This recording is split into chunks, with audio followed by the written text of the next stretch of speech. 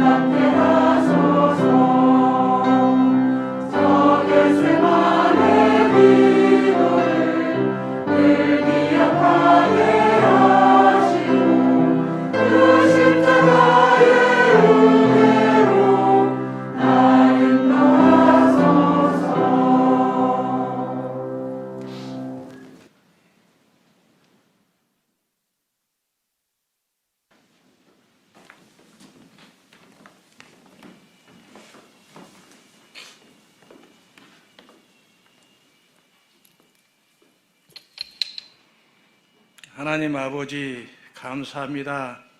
죄와 허물로 죽었던 우리를 무엇이한데 이처럼 사랑해 주시고 우리를 많고 많은 사람들 중에서 구별하여 지명하여 불러다니던 내 것이란 말씀처럼 우리를 하나님의 사람으로 선택되어 구원의 반열에서 하나님을 섬길 수 있는 은혜를 허락해 주심을 감사를 드립니다.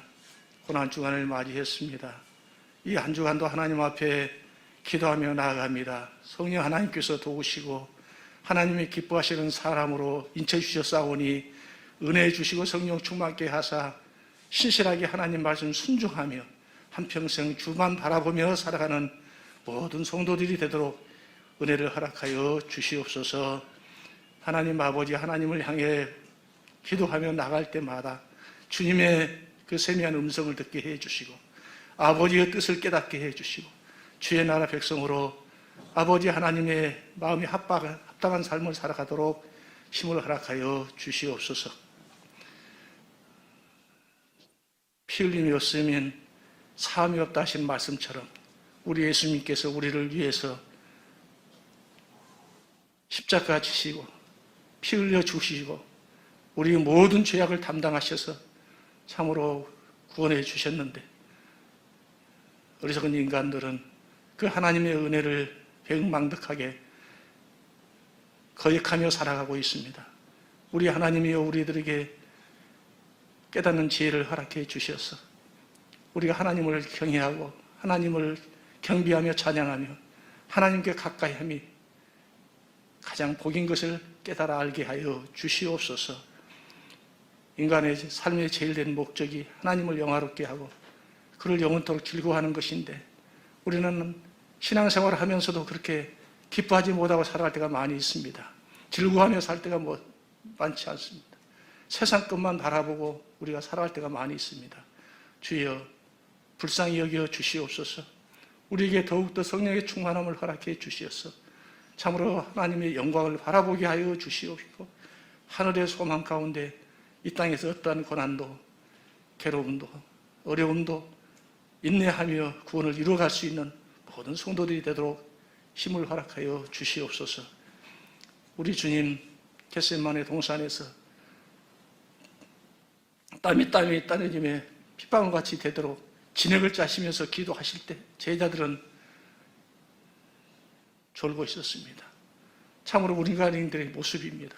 우리는 늘 하나님 앞에 이렇게 주의 뜻대로 살겠다고 고백하고 하지만은 이렇게 우리는 늘 게으르고 나태하고 또 아버지 하나님이여 육신에 연약하다 핑계대고 하나님 앞에 기도에 쉬는 죄를 범할 때가 많이 있었음을 고백합니다. 하나님 아버지 이 아침에도 하나님께서 우리에게 함께하여 주시고 더욱더 하나님 앞에 기도의 자리로 나아가 하나님께서 우리에게 영으로 감동해 주시는 대로 성령에 이끌려 승리하는 삶을 살아갈 수 있도록 은혜를 베풀어 주시옵소서. 큰 믿음의 사람으로 세워져 가도록 은혜를 베풀어 주시옵소서. 또한 아버지 하나님 무엇보다도 우리에게 이렇게 아버지 하나님 복음을 들려주셔서 감사합니다. 많은 선교자들의 피가 있었습니다. 아버지 하나님의 복음의 빚진 자로서의 신앙을 가지고 만방에 주의 복음을 전하는 우리 주함께 모든 성도들이 되게 하여 주시옵소서. 하나님이 기뻐하신 일들이 하나님의 우리에게 맡기신 일들이 예수 믿는 일이요 또한 그리스도의 복음을 증거하는 일인 것을 우리는 한평생 잊지 않고 한마디 그 말씀에 순종하며 살아가는 모든 성도들이 되게 하여 주시옵소서.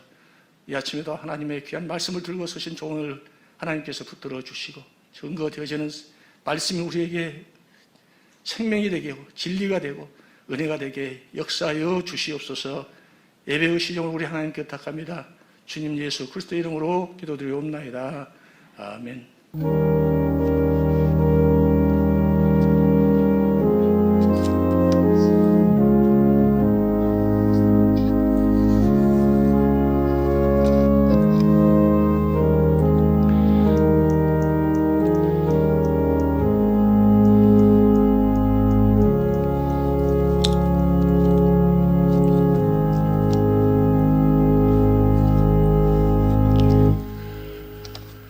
찬송가 143장 함께 찬양하겠습니다.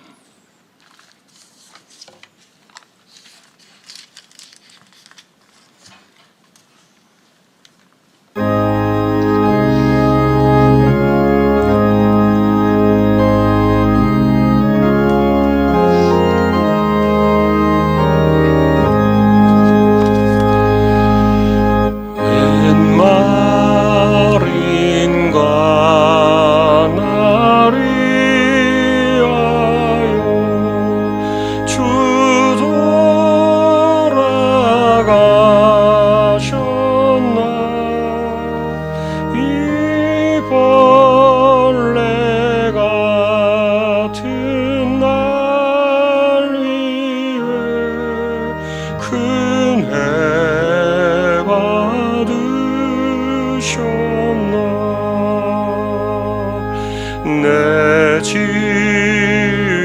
죄 다 지시고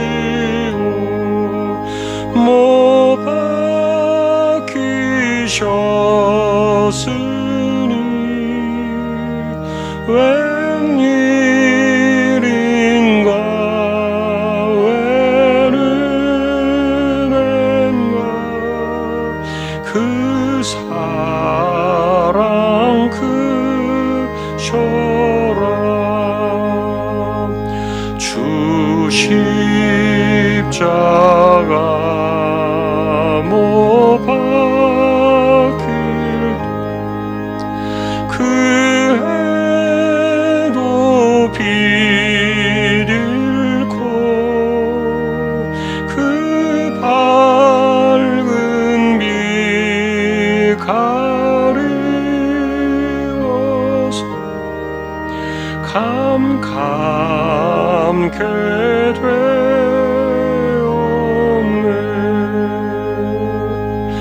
나 십자가 대할 때에 그 일이 고마워 내 얼굴 감히 못 들고 눈물 흘리도다 늘 울어도 눈물로서 목 아플 줄 몸 밖에 드릴 것 없어 이 몸 바칩니다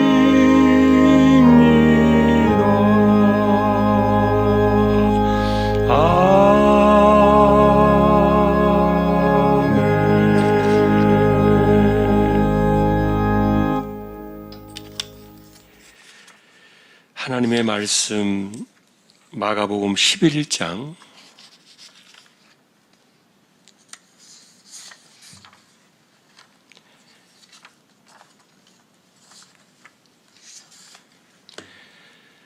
12절에서 19절까지 교독하겠습니다.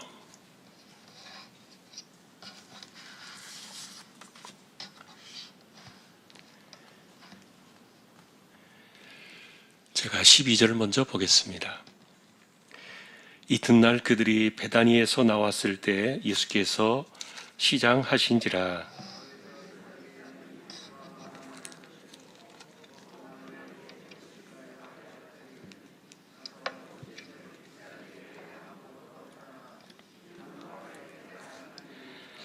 예수께서 나무에게 말씀하여 이르시되 이제부터 영원토록 사람이 내게서 열매를 따먹지 못하리라 하시니 제자들이 이를 듣더라.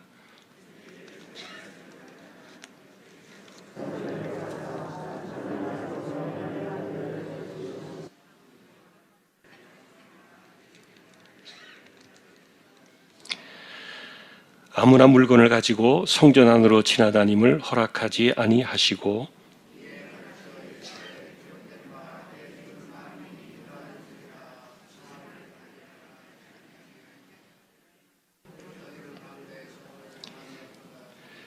대제사장들과 서기관들이 듣고 예수를 어떻게 죽일까 하고 꾀하니 이는 무리가 다 그의 교훈을 놀랍게 여김으로 그를 두려워하밀러라.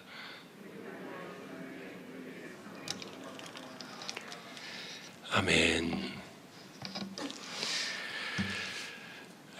고난 주간에 저희가 다시 한번 예수님 가셨던 그 행적들을 한 번 더 따라가 보게 되었습니다. 주일은 우리가 어제 정료 주일 그렇게 말씀을 드렸는데 그것은 정말 하늘의 이벤트였다 이렇게 평가를 했어요. 왜냐하면 한 번도 예루살렘에 오시는 예수님을 그렇게 환영한 적이 없어요. 그런데 어제는 아무도 설명할 수 없는 그런 일이 벌어졌다는 거죠. 서로의 마음에 감동을 받고 그리고 예수님을 다윗의 자손으로 오시는 왕으로 호산나 찬양을 불렀던 것은 이거는 하나님의 감동하심이 아니고는 도저히 불가능한 사건이었죠. 시간을 알고 계시는 하나님께서 예비하셨던 예루살렘의 입성을 그래도 사람들의 손을 통해서 환영하게 하셨던 하늘의 이벤트 사건으로 봅니다. 그러나 이제 그것은 완전한 승리의 모습은 아니었죠. 어린 닭이라는 어울리지 않는 모습을 통해서 사실은 섬김의 종으로 마지막까지 섬김의 길을 가셔야 하는 그 종의 모습을 보여주셨기 때문에 그래서 마가는 우리에게 그 이야기를 강조해 줍니다. 여러분 마가복음의 핵심 그 내용이 뭐냐면은 이 땅에 자기의 목숨을 들여 종으로 오셨다. 그래서 마가복음은 종의 복음서라 이렇게 부르기도 합니다. 이 땅에 종으로 오신 그리스도를 정말 강렬하게 이렇게 보여주는 그런 성경이기도 한데 그래서 우리는 어제 종려주일에는 예수님께서 특별한 일을 하지 않으시고 이 사건이 있고 난 이후에 예루살렘을 쭉 둘러보시고 베다니로 가신 거예요. 그 베다니는 감람산 언덕자리를 좀 넘어서 가면은 내려가자마자 바로 그 반대편 감람산 반대편 언덕에 형성되어 있는 작은 마을인데 그 베다니에서 예루살렘까지 이렇게 오려고 하면은 그 감람산 자락을 넘어가지고 이렇게 다시 밑으로 쭉 내려옵니다. 그럼 내려오다 보면은 예루살렘을 바라보는 그 언덕 지음에 공동묘지가 있어요. 수많은 사람들이 부활의 꿈을 꾸면서 믿음을 가지고 돌아가셨던 분들의 그 무덤이 거기에 마치 그 벌통을 갖다 놓은 것처럼 그 벌집을 갖다 놓은 것처럼 쭉 거기 무덤들이 되어 있고요. 그곳을 지나가지고 계속 이렇게 길을 따라 내려오면은 감람산 끝자락에 기드론 골짜기 밑으로 내려오기 전에 겟세마네 동산이 있습니다. 늘 기도하셨던 그 장소. 거기를 지나쳐서 기드론 골짜기를 지나가지고 다시 이렇게 예루살렘을 올라가는 언덕길을 올라갑니다. 굉장히 가파른 언덕길. 지금 우리가 이 소래산 이렇게 이쪽으로 바로 올라가면 그 가파른 그런 언덕, 그것보다도 더 경사가 지는 한 45도 가까이 경사가 지는 굉장히 그 가파른 언덕길을 올라서 이렇게 하면 그래서 베다니에서부터 감람산 자락을 지나가지고 골짜기를 넘어서 골짜기를 지나가지고 예루살렘 올라가면 대략 한 1시간 정도 먼 거리는 아니지만 산길이기 때문에 1시간 정도 이렇게 추정이 돼요. 그 길을 따라서 이렇게 예루살렘 길로 이제 올라오신 거예요. 그런데 이제 예루살렘 길로 올라오시면서 그 길목에서 무화과 나무를 보신 겁니다. 그러니까 아침은 안 드시고 오셨다 그랬죠. 오늘 월요일 날은. 일부러 예수님께서 아침을 안 드시고 나오셨던 것 같아요. 뭐 한편으로 우리가 그냥 예수님의 심정을 생각하면은 그 식사가 들어갈까 뭐 이런 거 생각도 들고 이제 예수님께서 얼마 남지 않은 그 십자가의 그 시간을 바라보실 때 뭐 뭔가 드시고 싶은 마음도 있지는 않았겠죠. 뭐 여러 가지 이유로 인해서 어쨌든 식사를 하지 않으시고 오셔서 무화과 나무를 만났던 건데 오늘 이것이 이제 월요일에 있었던 오늘의 사건이죠. 오늘은 그래서 예수님께서 딱 2개의 사건을 하셨어요. 무화과 나무를 저주하신 일과 그리고 성전을 정결하게 하신 사건, 이 2개의 사건이 오늘 월요일에 하셨던 사건 전부였는데 이 무화과 나무와 그래서 이 성전 정결 사건은 이제 어제도 말씀드린 것처럼 핵심 포인트는 그겁니다. 하나님을 대적하는 사람들 그리고 순종하지 않는 그들에게는 이렇게 심판이 있을 수밖에 없다는 것. 그거를 가시적으로 눈으로 보여주신 사건이었어요. 무화과 나무는 때가 아니었다 그랬죠. 지금은 이렇게 열매가 열리는 때가 아닙니다. 그런데 열매가 없다고 해서 무화과나무를 저주하신 것은 실제로 무화과나무로 상징되어지는 이스라엘의 그 패역한 모습을 보여주셨던 거죠. 우리는 그래서 열매가 없는 이스라엘에 대해서 책망하시는 그 하나님의 음성을 구약에서도 많이 듣게 되는데,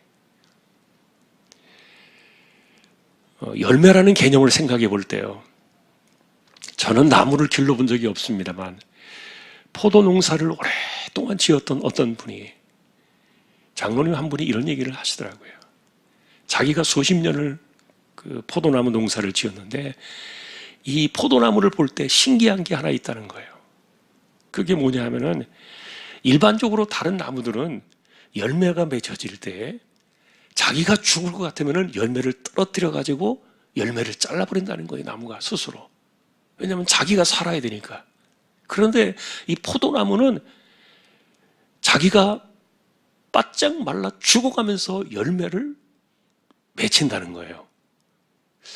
그래서 저는 뭐 나무를 길러본 사람이 아니기 때문에 잘 모릅니다만, 이 포도나무의 특성이 그렇답니다. 그래서 나무는 아무짝에도 쓸모없지요. 포도나무는 뭐 가구로도 쓸 수 없고 목재로도 쓸 수가 없고 그냥 불쏘시개 밖에 안 되는, 말라버리면 그런 것밖에 안 되는 그런 나무인데, 그런데 이 열매는, 포도의 그 열매는 정말 거기에 진액을 다 짜내가지고 그 열매를 맺힌다는 거예요. 그게 포도나무라는 겁니다. 그래서 나무가 죽을 것 같으면은 온 진액을 그 열매에다 다 쏟아놓고 나무가 죽는데요. 저는 그 말을 들으면서 갑자기 그 요한복음 15장이 생각이 났어요. 예수님께서 나는 포도나무에 너희는 가지다, 이렇게 이야기를 하셨는데, 그러면서 그 예수님을 포도나무로 비유하신 그 이야기가 생각이 난 거예요. 아, 그래서 그러셨나? 아마도 이 포도나무로 비유하신 그런 의미들이 있겠구나. 목숨을 내어주면서 자신은 죽어가면서 열매를 맺게 하는. 그래서 그 말이 어느 정도의 신빙성이 있는지는 모르겠습니다만, 어쨌든 오랫동안 포도 농사를 지어본 분의 그 경험상 나무를 보니까 포도나무가 그렇다는 거예요. 그래서 그 만일에 그런 의미들이 좀 맞는다면 예수님께서 내가 포도나무다 이렇게 이야기하신 것도 상당히 일리가 있겠구나, 의미가 있겠구나, 그런 생각이 들었어요. 자신의 진액을 다 짜내어 주시고 자신은 죽으면서 열매를 맺게 하는, 그 열매가 결국은 우리의 한 생명 한 생명들 아닙니까? 한 사람 한 사람의 생명들이 살아나는, 마치 한 알의 밀알이 땅에 떨어져서 죽을 때 수많은 열매들이 맺혀지는 것과 같은 그런 의미의 개념으로 생각되어지는데, 그런데 이제 이 열매가 없는 이 이스라엘, 굉장히 이것은 하나님께서 보실 때도 가슴이 아픈 일이고요, 그러나 내버려둘 수 없는 일이에요. 그래서 예수님께서는 이 다른 사람들은 떠나서라도 제자들에게는 이 두 가지 사건을 명확하게 보여주신 거예요. 열매가 없는 하나님의 백성들, 의미가 없다. 하나님께서 바라시고 하나님께서 원하시는 그 열매를 맺혀드리는 것이 우리에게 주신 하나님의 사명이고, 그리고 하나님의 뜻이라는 것, 이것이 무화과나무 사건이었고요. 이 성전을 정결하게 하신 이 사건, 그래서 이 사건 이후에 이것은 이제 내일 아침에 다시 이 무화과나무 사건이 드러나잖아요. 왜 이것을 이렇게 하셨는가에 대한 이야기는 내일 아침에 다시 이것이 더 분명하게 확 드러나게 되는데, 그런데 그날 성전에 들어가셔서 이것을 정리하신 사건은 또 하나의 사실은 굉장한 논란거리였죠. 우리가 생각해 볼 때 복음서를 보시면은 요한복음에는 이 사건이 공생의 초기 사건에 기록된 것으로 나와요. 그러나 일방적으로 공관 복음서는 이 고난주간의 월요일 날 이 성전 정결 사건이 나온 것으로 기록이 되어 있어요. 약간 차이가 있어요. 그래서 이게 같은 사건인가 아니면 두 번의 사건인가, 이런 것에 대해서 사람들이 좀 약간의 그 논의가 있기도 하지만, 그러나 요한복음 같은 경우에는 다른 공관복음서와 달리 좀 늦게 기록된 성경이었기 때문에 그래서 두 번 일어난 사건이 아닌가 이렇게 봐요. 그러니까 한 3년여 전에도, 다시 말하면 공생의 초기 시절, 예수님께서 요한복음에 기록되어진 공생의 초기 시절에 비슷하게 성전을 한번 뒤집어 놓으신 사건이 있었어요. 그런데 그 일이 있고 나도 아무도 정신을 차리지 않은 거예요. 비슷하게 일어났던 겁니다. 왜냐하면 성전의 그 모습이 그랬으니까요. 돈 바꾸는 사람들, 그것은 물론 이제 성전의 화표로 다시 환전을 해주는 일이었지만, 고리대금으로 이 돈을 바꿔주고, 그리고 멀리서 온 사람들의 그 제사의 예물을 드리지 못하는 사람들을 위해서 짐승을 갖다 놓고 매매를 하고 팔았던 건데, 뭐 비둘기든 뭐 염소든 양이든 이런 것들을 팔았던 건데, 그런데 우리가 알고 있는 것처럼 그런 것들이 제물로 드려질 수 없는 흠이 있는, 다시 말하면 헐값으로 버려지는 것들을 사다가 고가의 값으로 이것을 되파는, 그래서 이 성전에서 일어난 이 매매 사건들은 단순하게 순례자들을 돕기 위해서 만들어지는 것들이 아니라 여기는 다 돈이 관련돼 있었던 거예요. 그러니까 강도의 소굴이라고 예수님께서 지적을 하셨던 거예요. 돈으로 도배가 되어버린 것이죠. 예를 들어서 요한복음의 기록을 따라서 3년여 전에 이 사건이 있었다면은, 그래서 그들이 정말 하나님을 두려워할 줄 알고 그리고 신앙이 제대로 있었다면은 그런 사건들을 통해서라도 아마도 정신을 차렸어야 마땅할 텐데, 그러나 3년여 시간이 지나고 고난주간의 마지막이 날이야. 우리가 요한복음과 공관복음의 사건을 놓고 본다면 한 번 더 예수님께서 성전을 뒤집으신 거예요. 하나도 달라진 것이 없는 거예요. 똑같은 강도의 소굴이 되어버린 거예요. 그날 어떤 정신 나간 한 사람이 그냥 나와가지고 이렇게 성전을 헤집어 놓은 곳으로 그렇게 그들은 치부했던 거예요. 그러나 이제는 아니죠. 그래서 이 성전을 뒤집어 놓으신 사건은 하나님의 집이 왜 이렇게 이 돈으로 도배가 되어가지고 강도의 소굴로 바뀌어야 되느냐. 가슴 아픈 그런 일들이에요. 그래서 예수님께서 어쨌든 이 고난주간의 첫날에 제일 먼저 하셔야 되었던 것이 바로 다시 한번 이 성전을 정결하게 하시는 사건이에요. 예배가 예배답지 못하고, 그리고 그것이 예배가 다른 것으로 대치되어지는 이런 상황들, 그리고 그것이 하나님의 이름으로, 예배라는 그 이름으로 수많은 그런 검은 돈들이 오가고 이권이 개입되어지고, 그러니 여기에 제일 돈을 많이 챙기는 사람들이 이 성전을 지키던 대제사장들, 그리고 서기관들, 이런 핵심적인 사람들이 사실은 성전을 정결하게 하고 하나님을 예배하게 하고, 그리고 수많은 순례자들이 와서 경건하게 기도를 하고 하나님의 은혜를 경험하고 하나님을 만나고 이렇게 갈 수 있도록 그 성전을 만들어야 되는데, 그런 것들이 온데간데 없이 사라져버려요. 이게 무슨 시장 바닥도 아니고 완전히 우리가 말하는 그 도떼기 시장처럼 그렇게 만들어버린 거예요. 거기에서 무슨 경건을 찾을 수가 있겠냐고요.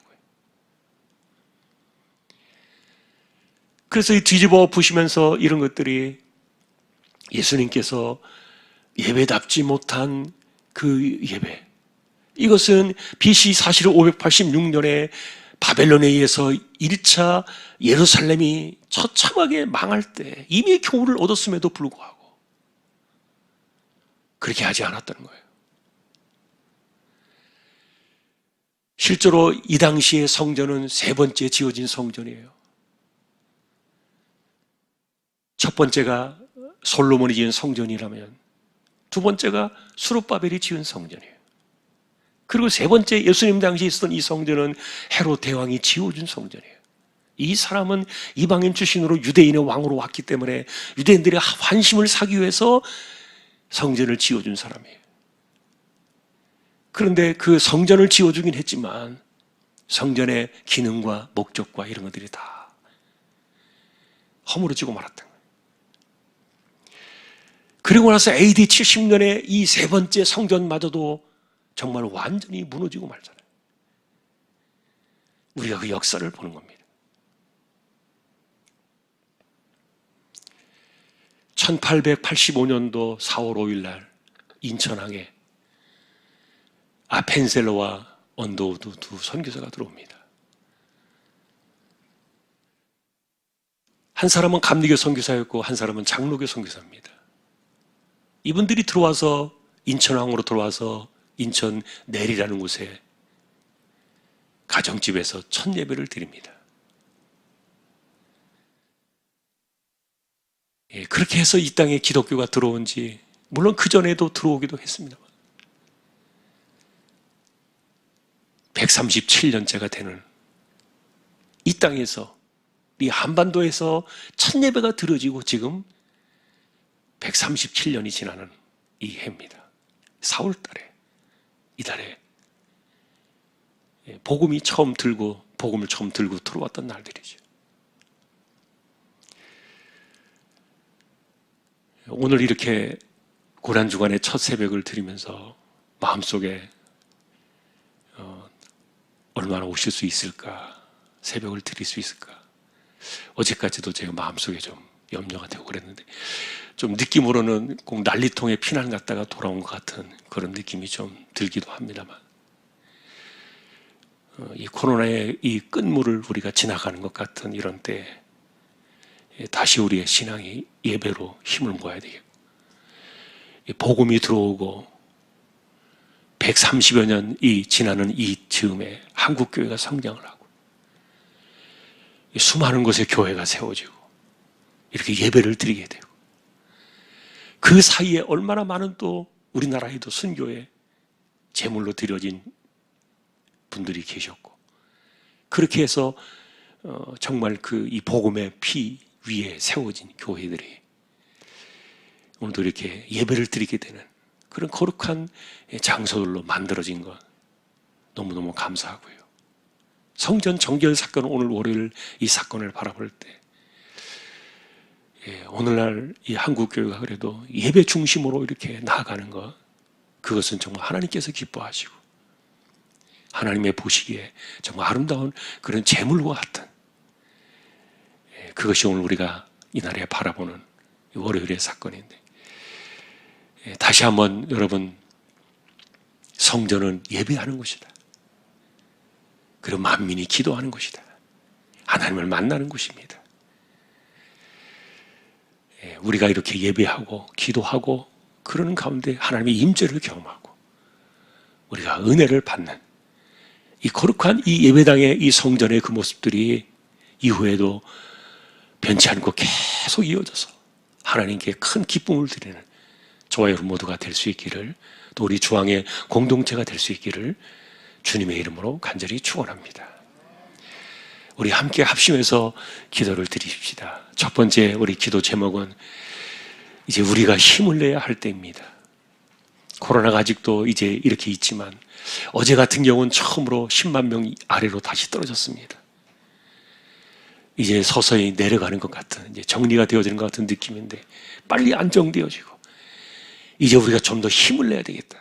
교회가 다시 이렇게 모든 것들이 무너진 것을 마치 보수하듯이 그런 그 시간들이 우리에게 모두가 서로 격려하고 붙들어주면서 이런 일들이 일어나도록 함께 기도해 주시고요. 어려움, 그동안에 삶에 어려웠던 부분들, 코로나 때문에 무너졌던 그 생업의 일터, 이와 같은 것들도 예배와 함께 우리의 삶이 다시 보수되어지고 회복되어지도록 우리 이 시간 먼저 첫 번째 기도 제목으로 함께 기도를 드리겠습니다.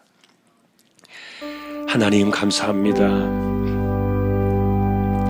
우리의 마음들을 모아주시고 고난주간을 통하여 우리가 다시 한번 새벽을 하나님께 드리며 이 땅을 향하여 하나님께서 독생자를 보내주시고 세우신 그 성전들을 통하여 예배하기를 기뻐하시는 하나님, 영과 진리로 예배하는 자를 찾으시는 그 하나님의 음성을 들으며 우리가 다시 하나님을 예배하고 하나님을 섬기는 일에 마음들이 모아지고 힘이 모아지는 그런 거룩한 회복의 역사들이 이제 우리 안에서 일어나게 하시고 우리의 마음들이 하나로 모아질 수 있도록 은혜를 더하시고 하나님 지켜주시기를 소망합니다.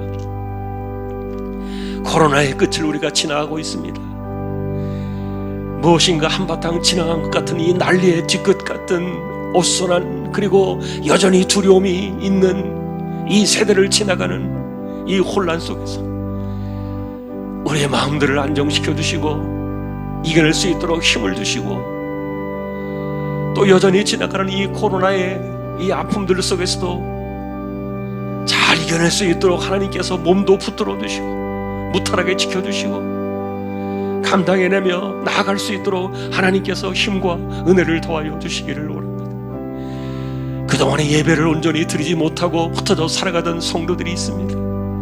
하나님이여 그들의 마음도 주장해 주시고 이제는 하나씩 둘씩 다시 한번 힘을 내어서 우리가 다시 성전으로 모이게 하시고 모여서 다시 하나님께 온전한 예배를 드리며, 그래서 이 예배당, 이 성전이 하나님을 온전히 섬기며 예배하는 거룩한 곳으로, 기도하는 곳으로, 경건한 곳으로, 예배하는 곳으로 다시 거듭나고 힘을 얻고 새로워질 수 있도록 회복의 역사를 주시고 은혜를 더하여 주시고 우리 모든 흩어진 심령들의 마음속에 은혜를 더하여 주시기를 원합니다. 코로나로 인해서 더불어서 무너졌던 우리의 허물어져 있었던 그 삶에도 하나님께서 다시금 회복의 은혜를 주시고 일터가 다시 한번 세워질 수 있도록 힘을 더하여 주시고, 하나님 아버지 열심을 내서 무너진 곳을 수축하고 보수하여 다시 일어날 때 하나님께서 힘을 더해 주시고, 그래서 예배와 우리의 삶에 다시 일어나는 일에 하나님의 은혜가 힘있게 역사하고, 또 우리가 그 힘을 붙잡고 또 다시 일어나서 힘으로도 살아나가는 이 시대의 시간들이 되어지도록 역사하시고 은혜를 더하여 주시기를 소망합니다. 137년 전에 이 땅에 선교사들이 들어와서 인천의 내리에서 최초로 예배를 드렸던 그 날들이 바로 우리가 지금 있는 이 날들입니다.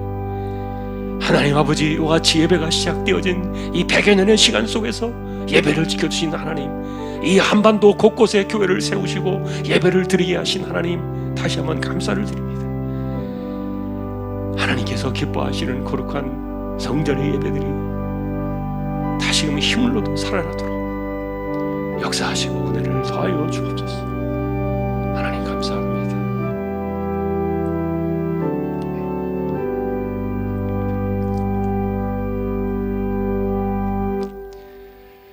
한 번 더 기도드리겠습니다. 우리 주변에 아픈 분들이 계십니다. 암 치료하는 분들도 있고 또 여러 가지 연약함을 호소하는 분들이 계십니다. 특별히 그런 분들 가운데 오늘은 여러분 잠을 좀 자게 해주십시오.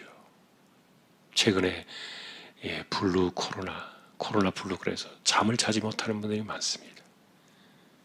잠을 잘 자게 해주십시오. 함께 우리 연약한 분들 하나님께서 붙들어 주시도록, 그리고 특별히 질병 가운데 오늘은 잠 문제를 해결해 주시도록 우리 함께 기도해 주시고, 그리고 또 하나 덧붙여 기도할 것은 우크라이나의 전쟁 속히 마무리되어지도록 함께 기도해 주시기 바랍니다. 기도하겠습니다. 하나님 감사합니다. 우리 모두를 지켜주심에 감사하고 우리 혼란 가운데도 붙들어 주심에 감사합니다. 많은 분들이 코로나로 인해서 곁을 떠나신 분들도 있는데 이런 가운데도 이 코로나의 아픔을 이겨내고 또 하나님이 붙들어 주시고 지켜주신 사람들도 있습니다. 이와 같은 시간들을 지나면서 바라옵기는 몸도 약해지고 아픔도 치료해야 하고 또한 암을 치료하면서 싸워나가고 이겨나가야 되는 그런 분들도 생겨났습니다.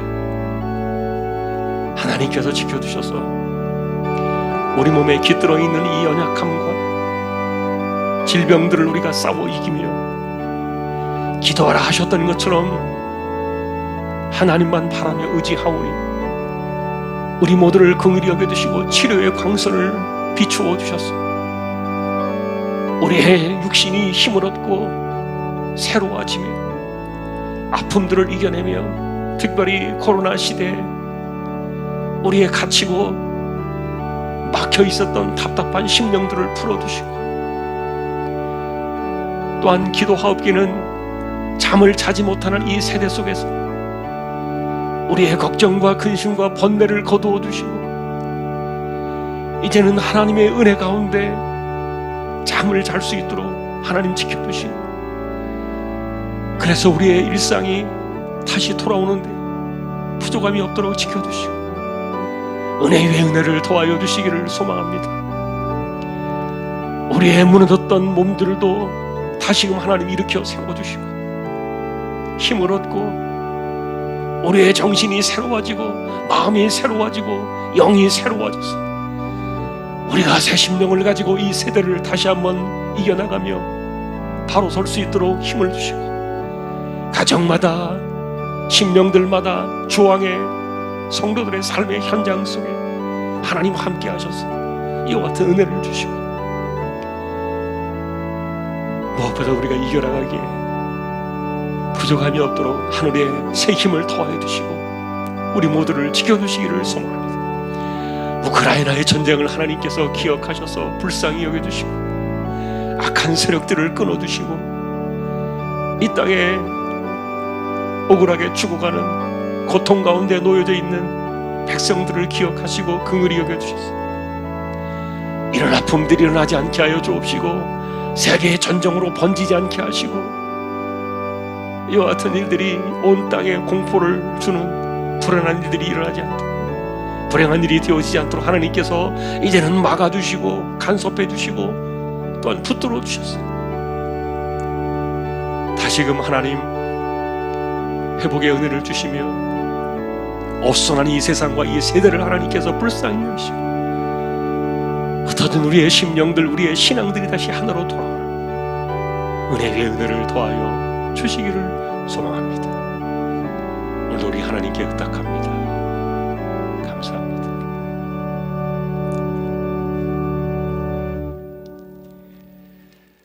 하나님 아버지, 오늘도 우리가 고난 주간을 지나면서 오늘 이 하루를 드립니다.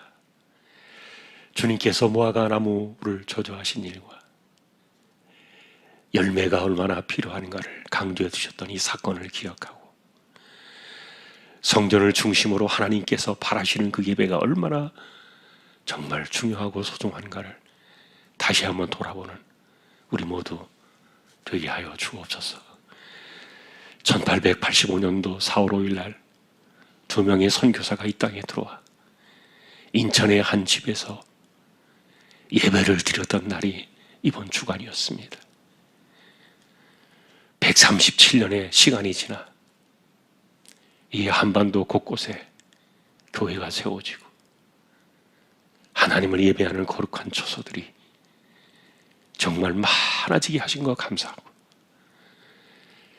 이제는 어떤 예배당도 주님께서 흩어버리시는 것처럼 그런 예배당이 없게 하시고 모두가 하나님을 만나고 하나님을 예배하는 가운데 경건의 삶으로 돌아가는 거룩한 성전들이 되어지도록 역사하시고 이 땅에 긍휼의 은혜를 더하여 주시기를 소망합니다. 교회 안팎을 지켜주시기를 소망합니다. 주일학교를 붙들어 주시고 성도들의 생업을 지켜주시고 이제는 우리의 삶이 일어나게 해주시고 건강도 우리가 두려움을 떨쳐내고 감당할 수 있도록 힘을 주시고 가정과 가족들과 그리고 건강 하나님께서 붙들어 주시고 평안의 은혜를 더하시며 무엇보다도 우리 연약함을 하나님께서 붙들어 주셔서 아픔들을 치료해 주시고 또 새롭게 암 치료하는 분들이 계십니다. 그 몸에 새 힘을 주셔서 끝까지 어떤 치료를 받을지라도 이겨낼 수 있도록 힘을 더하여 주옵소서. 무엇보다도 또 잠을 잘 잘 수 있도록 이 세대를 다시 지켜주시고 우리의 삶이 안정되게 하시고 우리의 몸에 깃들어 있는 연약함 그 하나하나를 하나님께서 다시금 지켜주시기를 소망합니다. 이재웅 집사님, 최태경 청년, 신비한 집사님, 조인성 청년, 김한솔 청년, 백형래 집사님, 조말순 집사님, 이들을 의탁합니다. 암 치료하시는 분들에게 새 힘을 주시고 연세 많으신 분들에게 기력을 붙드시며 코로나의 이 광풍으로부터 안전하게 지켜주시고 무탈하게 하나님 붙들어 주시기를 소망합니다. 선교지를 의탁합니다. 하나님 기억하시고 코로나의 때를 잘 지나가게 하시고 하나님 가정과 가족들과 자녀들을 그리고 사역 속에 하나님 함께해 주옵소서.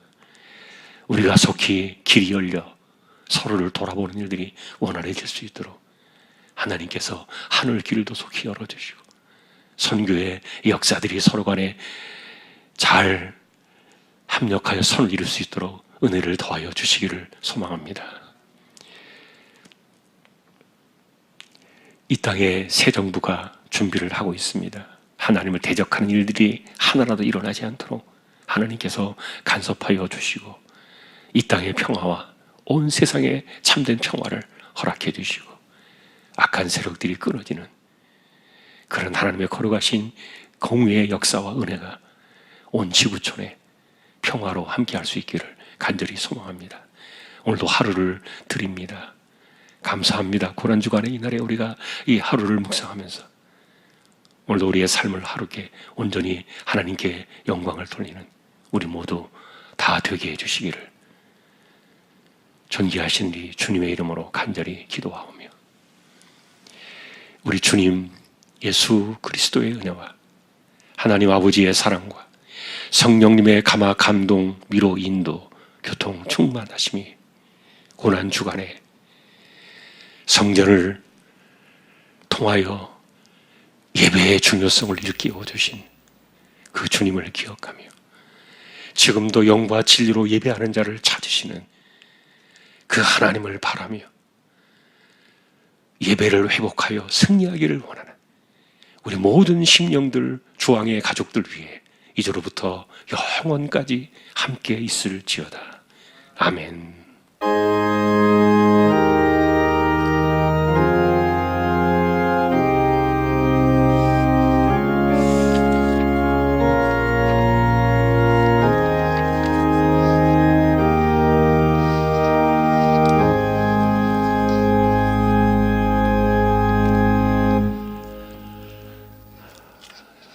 새벽 기도를 마쳤습니다. 5시 47분입니다.